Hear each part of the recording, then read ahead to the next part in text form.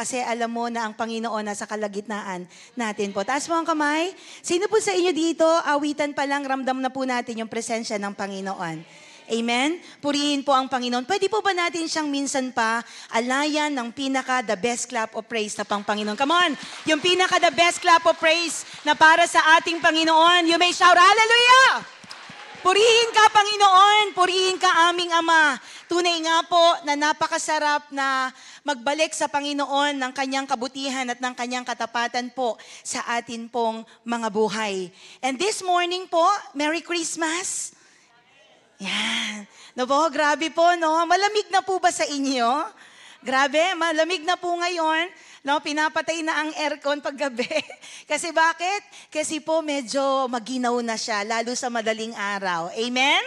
So, purihin ng Panginoon. Yan ay isa sa season na inaabangan ng mga Pilipino, yung malamig na season. Kasi ang tagal ng season sa atin na kung saan ang init ng panahon. Can I hear amen on that? Amen. Today, we are going to talk about, tayo po ay nasa team pa rin po natin na able to end well with Jesus. Tama po ba? No, tayo po ay gusto po nating magtapos ang taon na ito na kasama pa rin ng Panginoong Jesucristo. Tapusin ang taon ng 2024 kung paano nagsimula po tayo last year. No? Mag-end po tayo na lumalakad pa rin sa kalooban ng ating Panginoon. Last Sunday, we talk about start well with Jesus. Sino po sa inyo dito nagsimulang kasama si Jesus? Taas ang kamay. Lahat po tayo nagsimula na kasama si Jesus. And this week po na to, second week, no, ang ating pong pinaka-theme, able to end well with Jesus. Paano ko ba tatapusin ang taon na kasama pa din ang Panginoong Hesukristo? At ang ating pong pag-uusapan ay matatagpuan sa Hebrews 12 verse 1 to 3. Tayo pong lahat ay tatayo just to give honor to the reading of the Word of God.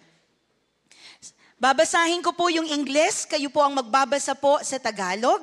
Sabi po ng Hebrews 12 verse 1, Therefore, we also, since we are surrounded by so great a cloud of witnesses, let us lay aside every weight and the sin which so easily snares us, and let us run with endurance the race that is set before us. Sa Tagalog po, kayo po, 1, 2, ready, begin.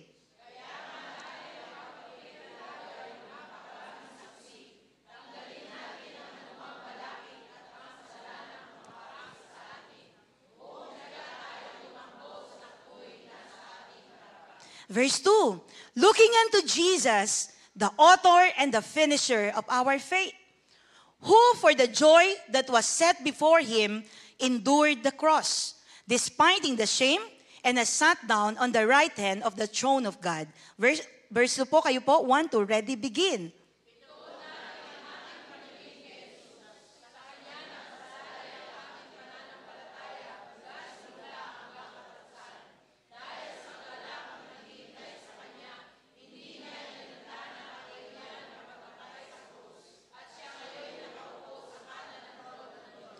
For consider him who endures such hostility from sinner against himself, lest you become weary and discouraged in your souls. Verse 3 po, last verse, 1, 2, ready, begin.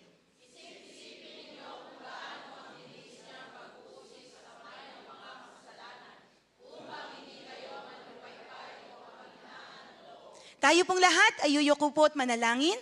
Ama naming Diyos na makapangyarihan sa lahat, kami po ay nagpupuri at nagpapasalamat sa iyong katapatan at sa iyo pong kabutihan sa amin pong mga buhay. Dahilan kung bakit kami naririto sa umagang ito. Ang aming panalangin, hayaan mo po, Panginoon, na ang bawat isa po sa amin ay maging mabangong samyo sa iyong paningin at sa iyong harapan upang sa aming paglapit, Panginoon, sa iyo, Lord, makita mo nawa at kalugdan mo nawa ang bawat isa, Panginoon. At dalangin po namin, turuan mo kami mula sa iyong salita. Continue to give us wisdom so that we may apply this, Lord, in our daily lives. We thank you, we honor you, and we give you back all the glory in the mighty name of Jesus. And everybody say aloud, Amen and Amen. Malakas na palakpak para sa Panginoon po sa umagang ito. Sige po, tayo po ay makakaupo sa presensya ng ating Diyos na buhay. The Christian life is a race. Sino po mag-a-agree? Ang buhay mananampalataya ay isa pong takbuhin. Ito po ay isang course, no po, na kailangan po nating daanan.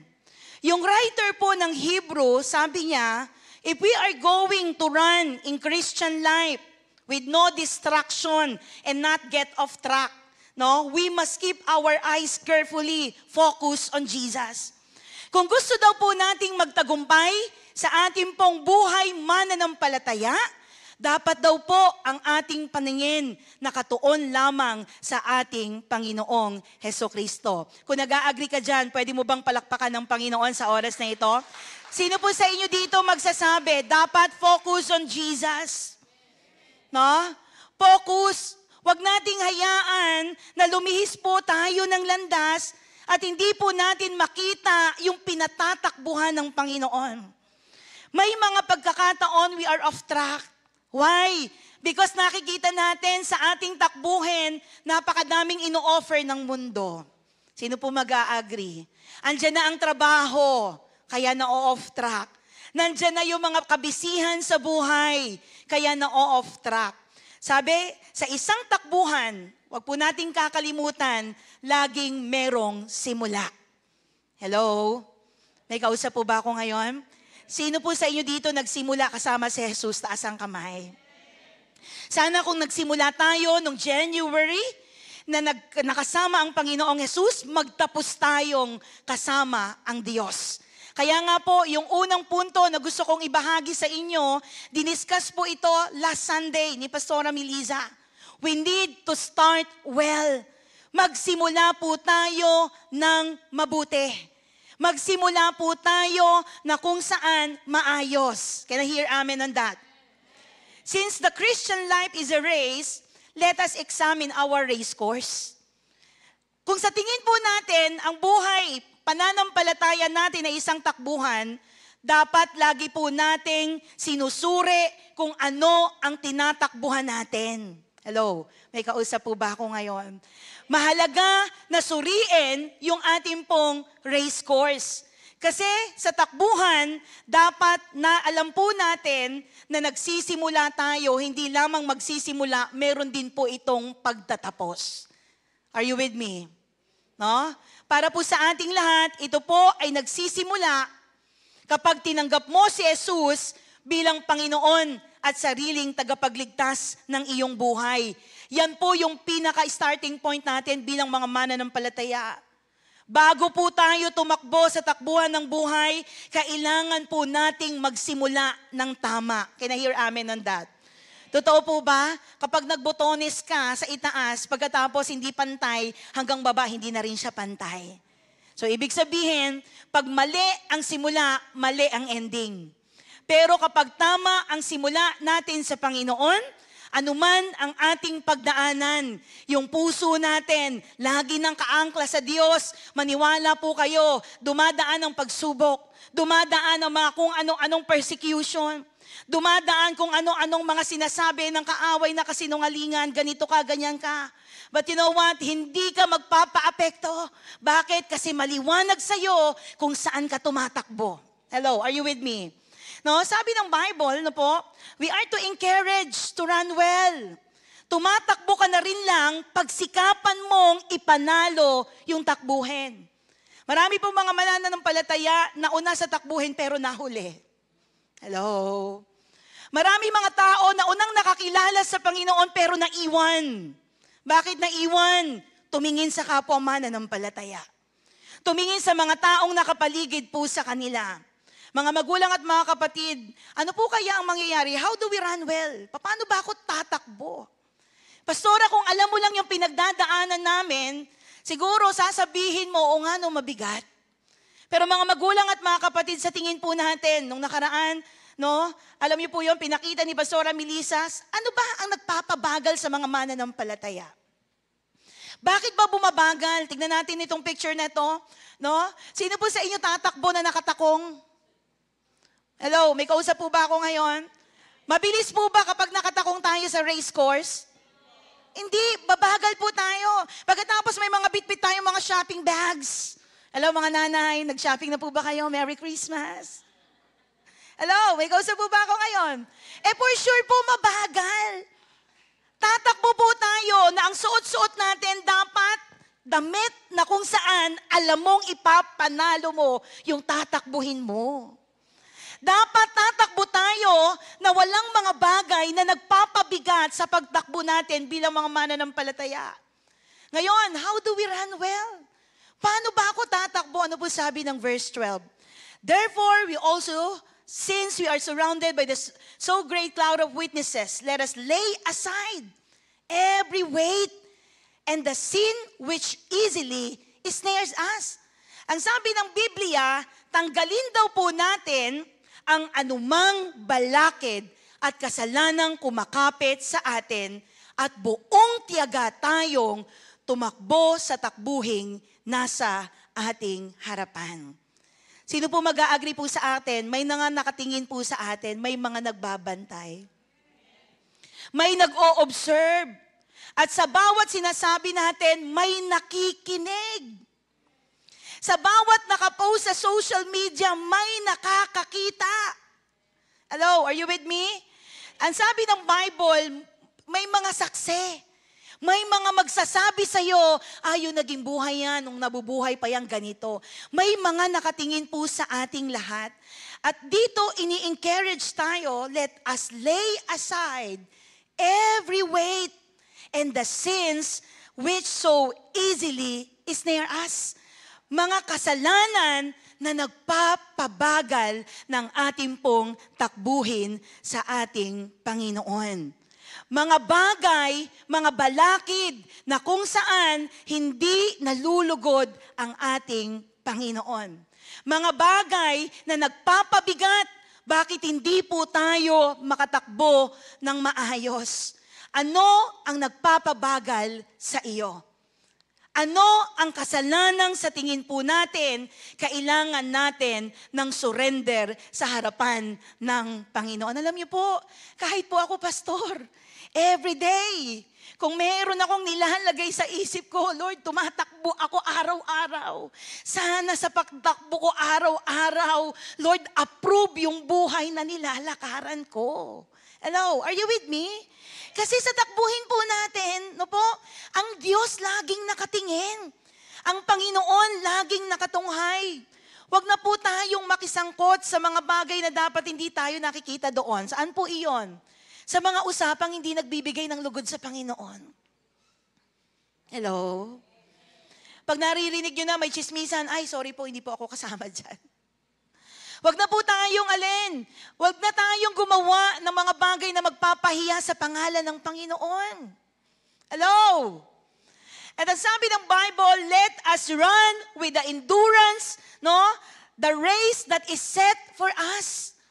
Kung tumatakbo ka, tumakbo po tayo na kung saan ang paningin po natin ay nakatuon sa ating Panginoong Hesukristo. Yun po ang sabi ng Biblia. Kaya nga kung tatakbo ka na rin lang, we should run well with endurance. Tumakbo ka ng alin, nang tayo po ay may pananampalataya sa Panginoon. Number 2 point natin po is run well. Takbo ng maayos. No? Sino po sa inyo dito tatakbo ng maayos? Can I see hands right now? No? Pastora, malapit na matapos ang taon pero tumatakbo ako. Sinisikap na takbuhan ang takbuhing nilagay sa akin ng aking Panginoon. At sa pagtakbo po natin, sabi ng Bible, we need to run with endurance. Ano po yon? Kailangan may pagtitiis. Ayan. Tignan mo nga yung mukha ng katabi mo, marami na po ba yung tiniis? Ayan. Marami na po ba yung pagtitiis na ginawa sa buhay niya? Hello, are you with me? Sometimes gusto nang magmulto ng dating pagkatao, Pero dahil maliwanag sa'yo kung ano ang takbuhin mo, hindi mo pinapayagan na magmulto na lang ng basta-basta yung old self mo. Galit na galit ka na, pero naku naman, Lord. Kung alam lang ng tao na to, timping-timpi na talaga ako sa kanya. Pero alam niyo po mga magulang, pag maliwanag sa'yo na nasa race track ka, believe me, hindi ka mag-give in sa kaaway. At hindi mo papayagan yung emotion ang mauna. No? Kasi bakit? Pag yung emosyon ang nauna, for sure, mandadamay ka ng iba. Hello? Pag yung emotion ang nauna, for sure, magsasalita yan ng mga bagay na hindi kalooban ng Panginoon. Hello? Are you with me? Pero sino po sa inyo sa umagang ito, maliwanag po sa kanya, yung tinatakbuhan niya, taas ang kamay. Hindi basta-basta mag-give in sa emotion. Amen? Sabi ng Bible, let us run with the endurance, the race that lies before us. Kung tumatakbo ka na rin lang, magtiis ka. Kasi maniwala ka, sa bawat pagtakbo mo, may bumabato sa'yo. Hello? Are you with me? Habang tumatakbo ka, may mga kasinungalingan na ibinabato ang kaaway sa'yo. No? Ay, ang tao na yan, may ginagawa yan, may hidden sin yan. Ay, ang tao na yan, may ganito yan. Maniwala po kayo. Kapag pinansin natin lahat ng pagbukol, pag pinansin natin lahat ng sasabihin nila, hindi ka makakarating sa lugar na dapat mong mapuntahan. Sapagkat bakit? Ang bagal mo. Bakit? Kasi tingin ka ng tingin. Hello? Tingin ka ng tingin? Tingin tayo ng tingin? No? So tignan po natin. Bilang mga mananampalataya, tumakbo po tayong ang focus natin nandoon sa dulo ng ating pong takbuhin. Because great racers develop endurance. Ang mananakbo, yung dakilang mananakbo, sa takbuhing nilagay ng Diyos sa kanya, ang nade-develop dyan, ang nanunurture dyan, ay yung kanyang pagtitiis sa kabila ng lahat ng kanyang mga mabibigat na pinagdadaanan. Sino po sa inyo dito may mabigat na pinagdadaanan, di lang nagsasalita? Do you have a silent battles? Ha? May mga silent battle within the family, may mga silent battle within the office, may mga silent battle inside of you. That sometimes, ang battle mo, sarili mo. Hello? Are you with me? Brothers and sisters in Christ, Christianity is not 100 yard dash. Bagkus ang Christianity, it is a marathon of endurance. Ibig sabihin, habang nabubuhay po tayo, tumatakbo po tayo na ang Panginoon nag-aabang doon sa finish line. Hello? Alam niyo po yung katotohanan na pagkatapos ng takbuhin natin sa mundong ito, yung hinahanda ng Diyos, yung prepare ng Diyos sa mga taong ang buong pagtitiwala nilagay sa Kanya, gano'n na lang. Maniwala kayo mga magulang at mga kapatid, sa mundong ito maaaring talunan ka sa tingin mo. Pero gusto kong ipaalala sa iyo, the more na namamatay ang dating pagkatao at hinahayaan po natin na ang Panginoon ang mag-change ng ating mga puso at ating kaisipan, maniwala po kayo, nakikita ng Panginoon ang bawat pagsusumikap natin sa labanang nasa ating harapan. Kita ng Diyos. Hindi malilingid sa Panginoon ang lahat ng tinatakbo mo. Hindi pwedeng matago sa Diyos ang bawat pangyayari ng buhay natin. Kaya nga kung meron kang gagawin at pagsusumikapan, oo nga Lord, no? Ngayong araw na ito, kung meron akong gagawin kong tumakbong maayos. Bakit? Kasi nakatingin ka. Audience ng iisa. Walang iba kundi ng ating Panginoong Jesucristo. There is a persecution, yes. There is a needs. Maraming mga pangangailangan. May mga bagay na kailangan mapagtagumpayan sa sitwasyon ng ating mga buhay. But brothers and sisters in Christ, hindi problema ang magpapabagsak sa atin. Hindi ang kakulangan. Hindi ang kakapusan. Hindi ang mga salita ang mga magpapabagsak sa mga mananampalataya. Kung maliwanag po sa atin na tayo po ay nasa takbuhan, mga magulang, magtiis po tayo. Kanina ko pa sinasabi yung word na endurance. Ano po ba itong endurance na ito? Endurance is the ability to continue doing something difficult or unpleasant for a long time. Especially in the face of fatigue and or stress. No? Ang pagtitiis ay ang kakayahang magpatuloy sa paggawa ng isang bagay na mahirap. Sino sa inyo dito may kinakaharap na mahirap na bagay? Taas ang kamay. No? Pero nagpapatuloy. That is endurance. No po? Sabi dito, or hindi kasiyasiya sa mahabang panahon, lalo na sa harap ng pagkapagod o stress. Sino po sa inyo dito dumadaan sa stress ng buhay? Taas ang kamay at pagkapagod. Can I see hands right now? Lahat po tayo. Pero ang sabi po dito, when we say endurance, no po, this is the ability of doing something difficult. Yes, mahirap. Yes, nakakapagod. Yes, nakakaiyak. Pero alam niyo po mga magulang at mga kapatid, dahil dinedevelop ng Panginoon yung pagkataong gusto niya na makita sa bawat isa sa atin kahit nakakapagod, ayos lang. Kahit ang sakit-sakit na, ayos lang. Alam niyo po kung meron sigurong tinuro sa akin ng Panginoon simula po nung nakakilala ako sa Panginoon, yung salitang pagtitiis. Why? Alam niyo po, kung meron, ako din, tinitrain ko yung sarili ko. Bakit? Kasi alam ko sa dulo ng takbuhan si Lord nag-aabang sa akin. Hello, are you with me?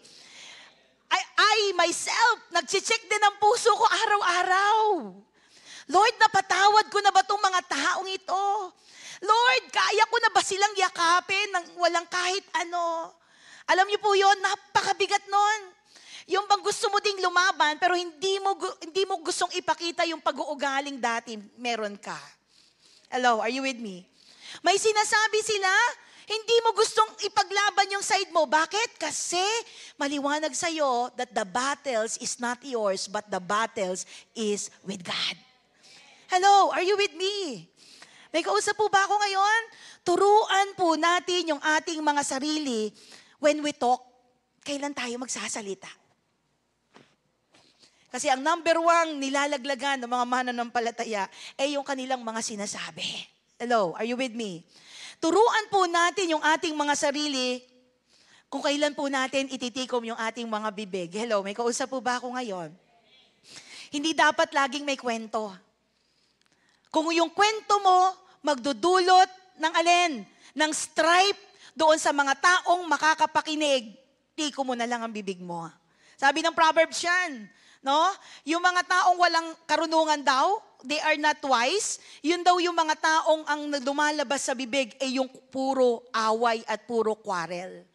No? Pero ako po naniniwala, wala yan dito sa Light of the World Christian Center. Can I see hands right now? Mga magulang, no? Hindi lahat po ng laban natin, kinukwento po natin sa iba. May mga laban na kahit manahimik ka, ang Diyos ang dapat ang nakakarinig. Kasi bakit? Maaring maipanalo mo yung point mo at pinupunto mo sa mga taong nagsasabi ng mga bagay na hindi totoo sa iyo. Maaaring manalo ka dito, pero maniwala po kayo sa akin, ang totoong panalo ay yung tinitignan ng Diyos, yung laman ng puso natin na walang anything na kahit anong makikita. Brothers and sisters in Christ, disiplinahin po natin ang ating pong mga sarili na hindi tayo nagkukwento sa iba. Lalo na kung ito ay ikakasira ng mga taong nakapaligid po sa atin. Why? Sa takbuhin, it's not by group. The reality, sa takbuhin, it's not by peers. Oh, mga magkakasangga kami, magkakasama kami sa ganito. Sa takbuhin sa Diyos, it's not by family. Sa takbuhin sa Panginoon, it's not by church. Whatever denomination, nasaan ka, nasa JIL ka, nasa Victory ka, nasa ibang mga churches ka, maniwala po kayo sa akin, we are one body sa harapan ng Panginoon, that every stripe na ginagawa ng isang mananampalataya sa kapwa niya, mananampalataya, ay nagdadala ng matinding away at hindi ito magdudulot ng maganda sa ating mga mananampalataya. Hello, are you with me? Kaya nga maliwanag yung sinasabi ng writer ng Hebrew.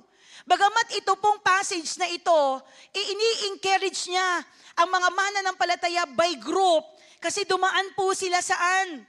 Yung kanilang pananampalataya dumaan sa persecution. Pinipersecute sila. Iniinsulto sila sa kanilang pananampalataya kay Kristo. Pinahihirapan po sila sa madla. At ang pinakamalupit, yung kanilang mga ari-arian, kinukuha po sa kanila. Kaya nga yung writer ng Hebrew, in-encourage sila. Dumaan na kayo sa matitinding pagsubok. Ganito na ang nangyari sa inyo, pero hindi pa rin kayo bumitaw. Pero gusto ko pong ipaalala sa atin, it is not by group. Ang takbuhin mo, it is individually sa harapan ng Panginoon. Hindi pwedeng si nanay ko naglilingkod sa Panginoon, kaya naman ako okay na ako, kasi yung nanay ko naman naglilingkod sa Panginoon.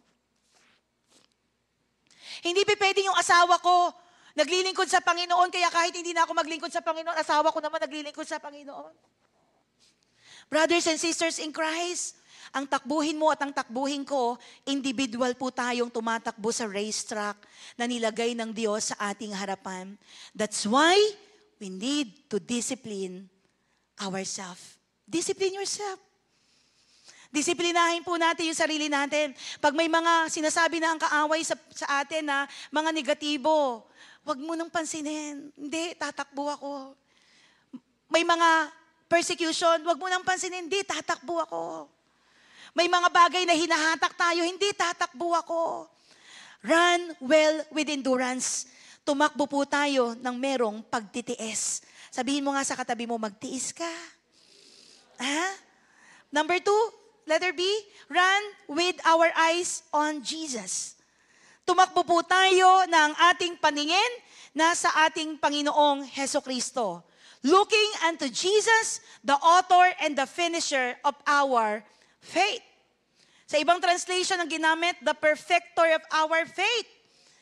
Ang magpapaganap ng pananampalataya po natin, hindi yung tao. Ang magpapaganap ng pananampalataya natin, walang iba kundi ang ating Diyos na buhay. Tumuon po tayo, yung ating paningin sa ating Panginoong Hesukristo. Sa Kanya nakasalalay ang ating pananampalataya, sabi nga, mula simula hanggang katapusan. Bakit? Sabi, dahil sa kagalakang naghihintay sa Kanya, hindi niya inalintana ang kahihiyan ng pagkamatay sa krus at siya po ay nakaupo sa kanan ng trono ng Panginoon. Mga magulang at mga kapatid, maraming mga mananampalataya ang huminto na sa takbuhin kasi tumingin sa tao. Maraming mga mananampalataya ang nawala na sa takbuhin kasi huminto na. Tumakbo tayo na nakatuon ang ating paningin, walang iba kundi sa ating Panginoong Hesukristo. Can I hear amen on that? Keeping our eyes on Jesus, the source and the perfecter of our faith. No? Alam niyo po, ginawa ni Jesus. No? Jesus made Himself of nothing and become a servant. Nakakatuwa ang Panginoong Jesus sa kabila na siya po ay Diyos.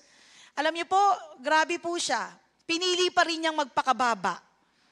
Pinili pa rin po niyang, alam niyo, ilagay yung kanyang sarili sa baba. He became a man. Pagkatapos naranasan niya yung kamatayan. No? At hindi pangkaraniwan yung kamatayan na naranasan ng ating Panginoong Yesus sapagkat ito po ay karanasan ng kamatayan sa krus ng Kalbaryo. At ang sabi ng Biblia, yung ikaw ay pako sa krus yun ng pinakamabigat na kamatayan na pwedeng daanan ng isang tao. Yung ikaw ay hubaran at ihang doon sa krus. No? Pero alam niyo po mga magulang at mga kapatid, tiniis lahat yon ng Panginoon alang-alang sa iyo at sa akin. Magkaroon lang po tayo ng pag-asa, buhay na pag-asa, para dala-dala natin habang tayo po ay nag-aantay hanggang sa kanyang muling pagbabalik sa darating na panahon po. You know what, brothers and sisters in Christ? Malapit na dumating ang Panginoon. Di natin alam kung kailan. No? Ang tanong, sabi ng isang kanta, handa ka na bang humarap sa Kanya?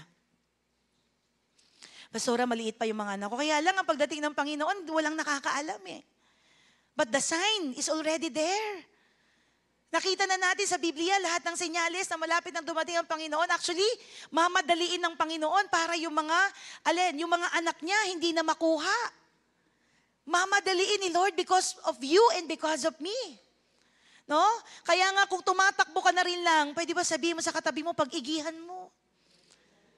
Pag-igihan po natin. No? Sabi po nung sumulat ng Hebrew, kung nagawa ito ni Jesus, no? Magagawa mo rin to na magpakumbaba. Hello, may kausap po ba ako ngayon? Si Jesus nga, dinuraan hindi gumante. No? Tayo po ba, pag pinipitik-pitik na yung tenga natin, umaalma na po ba tayo? Nakaka-degrade ng pagkatao. But you know what? Sometimes, yung hindi mo paglaban ay siyang panalo sa paningin ng Panginoon. Yung hindi mo pagsasalita, kahit magsalita pa sila ng kahit ano, ay siyang pagpapakita ng respeto sa mga taong nakapaligid sa iyo sa kabila ng disrespect na pinapakita nila sa iyo. Kasi bakit? Kasi yung ginagawa mong balik sa kanila, yung ka talaga. Hello, may kausap po ba ako ngayon? No? Mga magulang at mga kapatid, ano po sabi ng Pilipos 2 verse 5 and 8? Naway magkaroon tayo ng kaisipan na tulad ng kay Kristo Jesus. Kahit taglay niya ang kalikasan ng Diyos, hindi niya ipinagpilitang manatiling kapantay ng Diyos. Sa halip, kusa niyang binitawan ang pagiging kapantay ng Diyos at namuhay ng isang alipin. Ipinanganak siya bilang tao at nang siya'y maging tao, ano sabi ng last verse? Nagpakumbaba siya at naging masunurin hanggang kamatayan. Maging ito man ay kamatayan sa krus. Grabe ang Panginoon. Jesus shows us the course. Ito yung course. Pinapakita ko sa iyo yung racetrack. Yung racetrack hindi maganda. Yung racetrack may pain. Yung racetrack may mga salita kang maririnig. Yung racetrack, ito ang kalalagayan, hindi maayos. Pero sa kabila noon, gusto ko makita mo na ako halimbawa ng pagpapakita ng isang Diyos na nagpakumbaba sa kabila ng ako ay Diyos, eto ako ngayon. Alam niyo po, si Jesus example. Sabi ni Jesus, eto ang racetrack. This is the reality. Whether may pinag-aralan ka, whether mayaman ka, whether nakapagtapos tayo, marami tayong possession sa mundong ito. Sa takbuhin natin sa mundong ito, mga magulang at mga kapatid, gusto ko pong ipaalala sa ating lahat. Jesus already demonstrated paano tumakbo ng maayos. Hello, are you with me? Paano ipanalo yung labang sinimulan ng Diyos sa'yo? Huwag ka lang basta bibigay. Huwag ka lang basta mag-give in into sin. I want to tell you, brothers and sisters in Christ, mapapanalo mo ang laban, tumingin ka lang kay Jesus. Siya ang kasama natin simula sa simula hanggang dulo ng takbuhin ito. Kung nag-a-agree ka dyan, papalakpak ang mga kamay na yan sa Panginoon. He demonstrated the proper attitude. He set the pace. Eto na anak. He leads us to victory. Sa mundong ito, pag namnalo ka, pagdating sa korte, panalo ka sa mata ng tao. But I wanna tell you, kahit ipanalo mo sa court yan, kahit manalo ka sa anumang mga arguments, pero kung sa paningin ng Panginoon, nagsinungaling ka lang, wala pa ring saysay yung panalong nakuha mo. Hello? May kausap po ba ako ngayon? Mga magulang, sabi ni Jesus, eto na nako. Kung ano yung tinakbo ko, kung meron kang gagayahin yung takbuhin ginawa ko. Nagpakababa ako. Naghumble ako. Nung may humingi ng tawad sa akin, nagpatawad ako. Yung may lumapit sa akin, niyakap ko. Do itong mga taong ito, bumato. Hindi ko nakasama noong mga panahon na kailangan ko ng kasama. Pero alam mo anak, sa kabila ng lahat ng yon, still, mahal ko pa rin kayo. Hello, may kausap po ba ako mga magulang at mga kapatid? Sabi ni Lord, eto na yung race. Eto na siya. Kaya nga kung kinakailangan, wag kang gumanti, wag mong gantihan. We need to have mind like Christ. Pastor, ang hirap naman yun. Hindi ako basta-basta nagpapaagrabyado. But brothers and sisters in Christ, gusto mo manalo? Maging katulad ka ni Kristo. Start well, run well. Run with endurance, Run, eyes on Jesus. Tumakbo ka na ang mata nakatingin at nakatuon sa Panginoong Hesukristo. At ang panghuli, tapos na po ako, we need to end well. Tapusin mo ang takbuhin na kasama ang Diyos. One of the basic teachings of Christianity is simple. It is not how you start. Hindi kung paano ka nagsimula is matter. It is how you finish. Paano ka magtatapos. Kamusta po tayo ngayon? How's our heart before God? Jesus made clear na po, that those who endure to the end will be saved. Lahat ng mananatiling tapat in Matthew 24 verse 13, sabi ng Bible, maliligtas. Mananatiling tapat. Sana po hindi tayo abutan ng Panginoon na huminto na lang doon sa racetrack na nasa gitna. Lord, sorry napagod ako. Dito muna ako. Magpapahinga lang ako. Lord, sorry nasasaktan na po ako. Dito muna ako. Magpapahinga lang ako.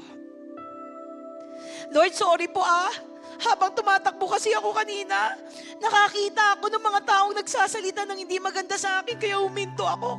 Mukhang totoo yung sinasabi nila. Stop muna ako.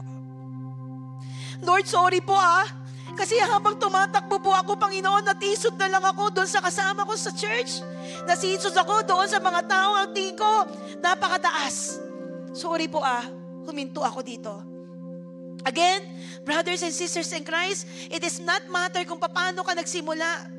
Ang nagmamatter sa harapan ng Panginoon kung paano mo tatapusin yung takbuhin mo sa Kanya. The finish line of the race, alam niyo po kung ano? Is Christ-likeness. Ang finish line sa bawat takbuhin ng mga mananampalataya is Christ-likeness. Yung maging kamukha mo si Kristo. Yung maging kamukha ko si Kristo. Alam niyo po yun? He is growing us and maturing us doon sa racetrack Pinagmamature tayo ng Panginoon doon sa season na mayroong mga obstacle course. Doon sa season na may mga bumabato. Doon sa season na mayroong mga nananakit. Pinagmamature ka at pinag-grow ka ng Panginoon doon sa season na alam niyo po yon, nasasaktan ka. Kasi pag hindi nangyari, there's no maturity. Pero sometimes, God allow things to happen para makita po natin na teka lang, oo nga may nagbabago ba sa akin on how I respond on it? Paano ko pinapakita yung respond ko every time na nasasaktan ako? Kasi bakit? The ultimate finish line is out there, and that is the eternity. Hindi hanggang dito lang. Maniwala po kayo mga magulang at mga kapatid, hindi hanggang dito lang. Yung takbuhin na tinatakbo po natin, ito po ay takbuhin na hahantong sa langit. Kaya nga kung hihinto ka na lang, talo tayo. How can I end well? Paano po tayo magtatapos ng maayos sa harapan ng Panginoon? We need to end well with great legacy. Tapusin natin yung takbuhin ito, mga magulang at mga kapatid, na yung pangalan ng Panginoon napaparangalan pa rin sa atin pong mga buhay. Alam niyo po ba na hindi lahat ng mga pangalan ng tao sa Biblia ay nasulat sa Hall of Faith? May mga ilan lang. Yung author po na ito ng Hebrew, hindi lahat nilista niya. Iilan lang yung mga pangalan ng tao na nandun sa Hall of Faith. Yung mga taong may matitinding, pananampalataya sa Diyos na sa kabila ng kanilang pinagdadaanan, iba yung kanilang naging response. Sabi ng Bible, binanggit ng Hebrew, si Abel, si Enoch, si Noah, si Abraham, si Sarah, si Isaac, si Jacob, si Moses, si Rahab. At ang sabi po ng author ng Hebrew, kung babanggitin ko pa yung iba, like Gideon, Barak, Samson, Jephthah, David, Samuel, and the other prophets, kung babagbitin pa daw niya, mauubos yung panahon niya. Pero you know what, brothers and sisters in Christ? Sa dami ng pangalan sa Bible, ilan lang sila na nakalagay ang pangalan doon sa Hall of Faith. Mga taong may matitinding pananampalataya. Mga taong sa kabila ng persecution, lumaban, tumakbo ng maayos sa harapan ng Panginoon. Sa bawat race po na ating pong tinatakbo, yes, there is a starting point. May simula. And we need to start well, sabi nga natin. Pero mga magulang at mga kapatid, gusto ko pong ipaalala sa atin, marami din pong tao sa Biblia na nagsimula ng maganda pero nag-end ng pangit. Bigyan ko lang po kayo ng 3. King Saul, the first king of Israel. You remember King Saul? Natatandaan niyo po ba siya? Dapat naroon siya sa Hall of Faith Pero bakit wala? Because he focused, what? On pleasing the people than pleasing God. Mas gusto niyang piniplease ang tao kaysa i-please ang Diyos. Sana nandun siya sa Hall of Faith. Sino ba po? King Solomon. No? The wisest man over sa mundong ito. The wisest man who lived ever sa mundong ito. Pero bakit wala siya sa Hall of Faith? Because he focused on the foreign women and their gods. Sana nandun siya Alam niyo po, sabi ko nga, dapat nga binabanggit ng pangalan, pero sabi ko, oo nga, no? Hindi ko nakita yon. Nakapokus siya sa mga babae. Sino pa po? Nagsimula ng maganda, pero nagtapos ng pangit. Si Prophet Balaam. Balaam was a good prophet, but he had his eyes on money. Propeta na ang kanyang paningin nakatuon sa pera. Alam niyo po, mga magulang at mga kapatid, mas nakapokus pa nga yung donkey niya sa Diyos kaysa sa ano Alam niyo po yun, pero si Balaam, nakapokus po siya sa pera. Brothers and sisters in Christ, we need to end well with the final judgment in mind. Na oo nga, darating ang panahon, haharap ako sa Diyos. At sa pagharap ko sa Panginoon, kung merong titignan ng Panginoon sa takbuhing ito, Lord, naging kamukha po ba kita? Naging kamukha po ba kita? Nagmahal po ba ako ng kagaya ng pagmamahal mo? Nagpatawad po ba ako kagaya ng pagpapatawad mo? Umabot po ba ako kagaya ng pag-abot mo? Lord, tinignan ko ba yung kapwa ko kagaya kung paano mo sila tinitignan? Kasi kung hindi, sa oras na ito, humihingi ako ng tawad sa iyo. Kasi kung hindi, sa oras na ito, Panginoon, ang dalangin ko, baguhin mo yung laman ng puso ko. Mga magulang at mga kapatid, sa takbuhin natin sa Panginoon, it is not by church, it is not by peers, it is not by any denomination, but sa takbuhin natin sa Panginoon, it is individual. God is always looking into our hearts. If our heart is right before God, hindi ko po alam yung ating pinagdadaanan sa mga oras na ito, but the Word of God is true. Church, ang pinaka-ending natin, ang pinaka-finish line natin, pag naging kamukha mo si Kristo, tapos na.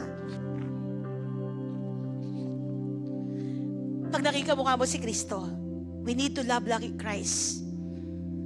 We need to love like Christ. Kahit anong bato ng demonyo sa iyo, nakasinungalingan.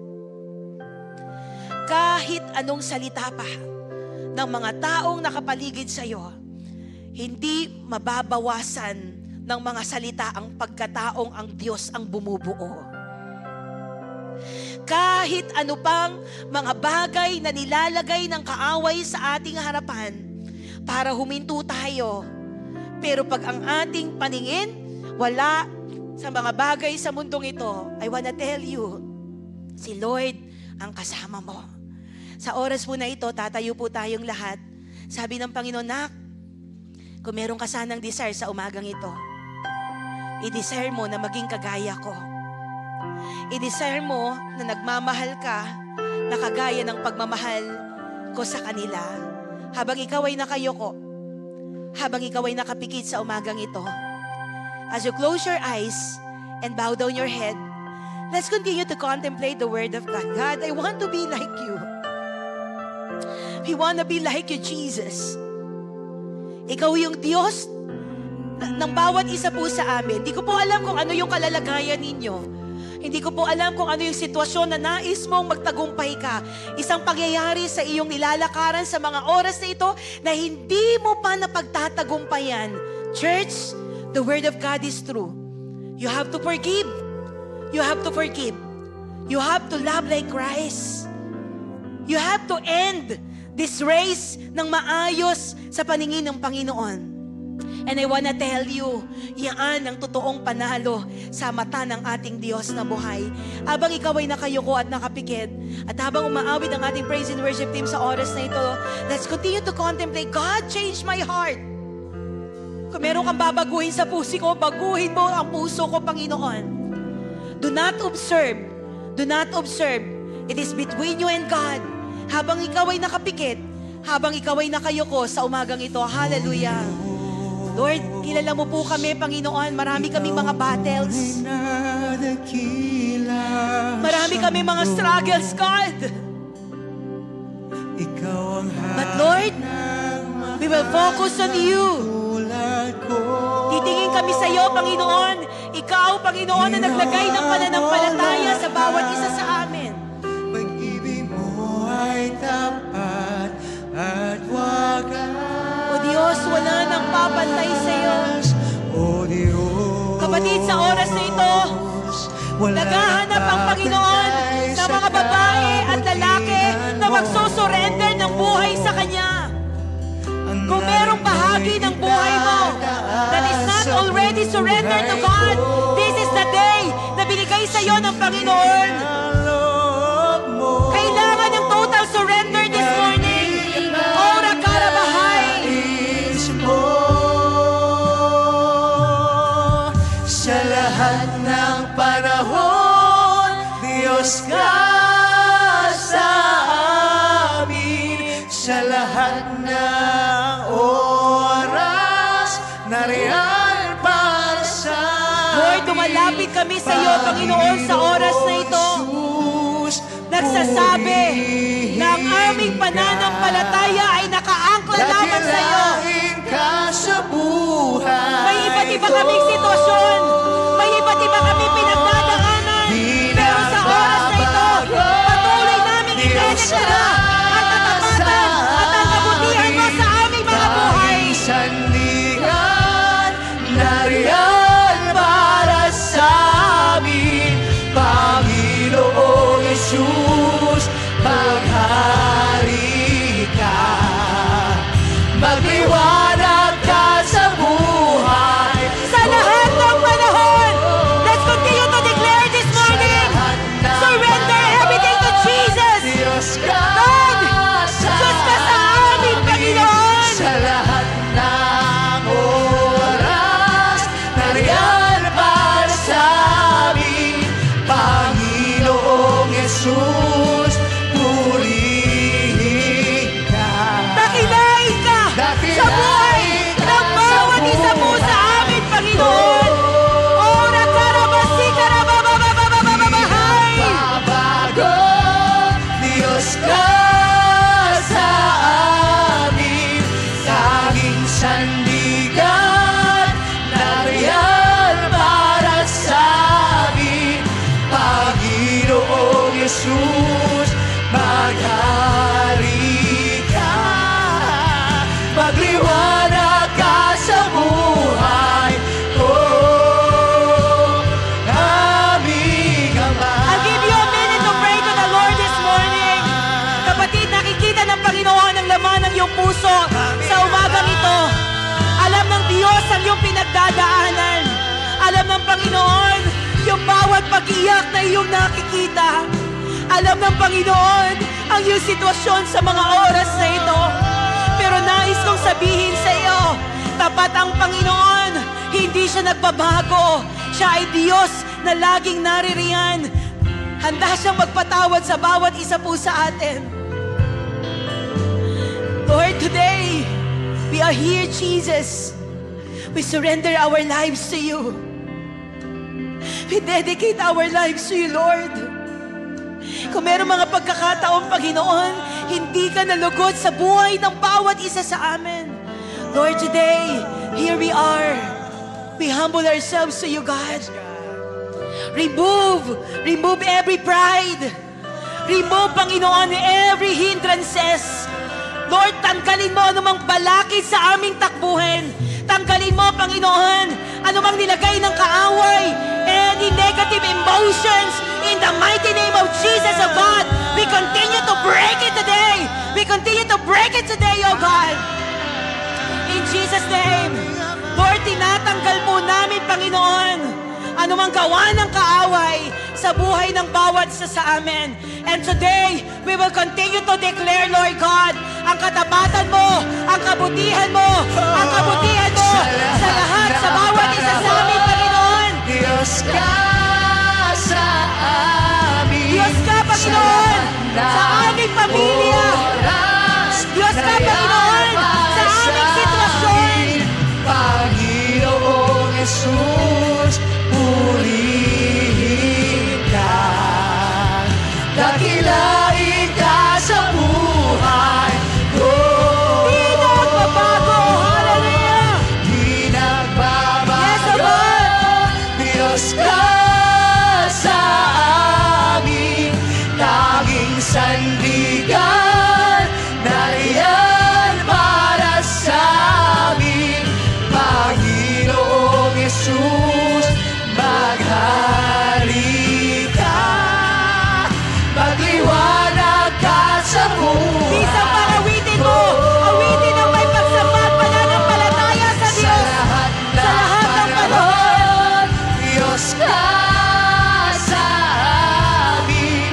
Sa lahat ng oras, nariyan para sa amin. Panginoong Jesus, purihin ka.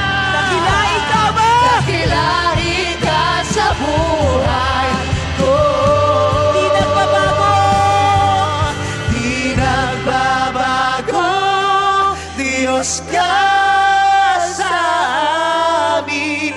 Tanging sandigan. Awitin mo sa Panginoon na may pananampalataya. Para sa amin, Panginoong Jesus, maghari ka.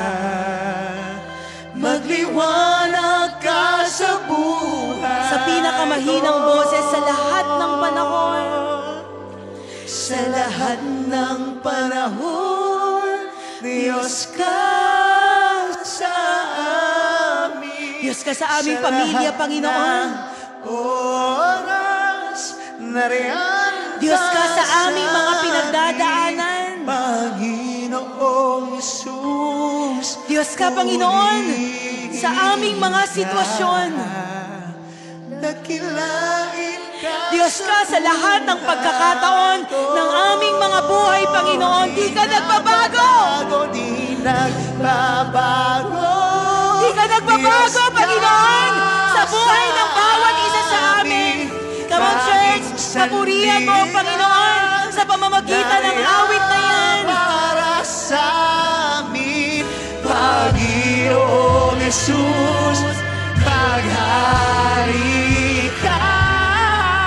Magliwanag ka sa buhay. Oh, sa lahat ng panahon, patuloy tayong manampalataya sa Diyos. Ora karabasika na babababababahay. Sa amin, Diyos ka, Panginoon.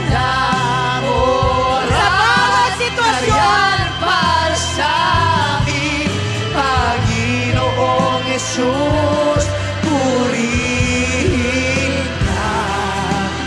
Dakilain ka sa buhay. Hindi nagbabago ang Diyos. Di nagbabago. Ora karabasika na bababahay. Diyos ka sa amin, tanging sandigan, nariyan para sa amin. Panginoong Jesus, maghari ka. Magliwanag ka sa buhay ko, aming Ama. Panginoon, kung meron kaming panalangin, magliwanag ka sa buhay ng bawat isa po sa amin. Sa oras na ito, patuloy na ang salita mo ay hindi mawawalan ng kabuluhan pagkos magkakaroon po ito ng application sa aming mga buhay. Right now, church, itaas natin yung ating mga kamay sa umagang ito and let's continue to receive the prayer of blessing.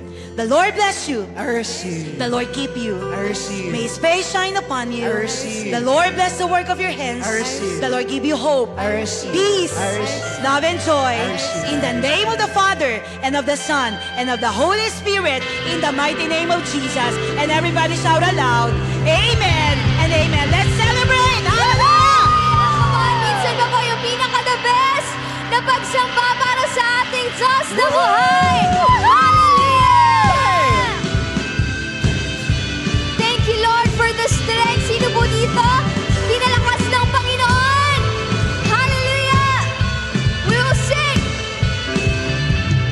This is the day you made, so I'll rejoice and be glad in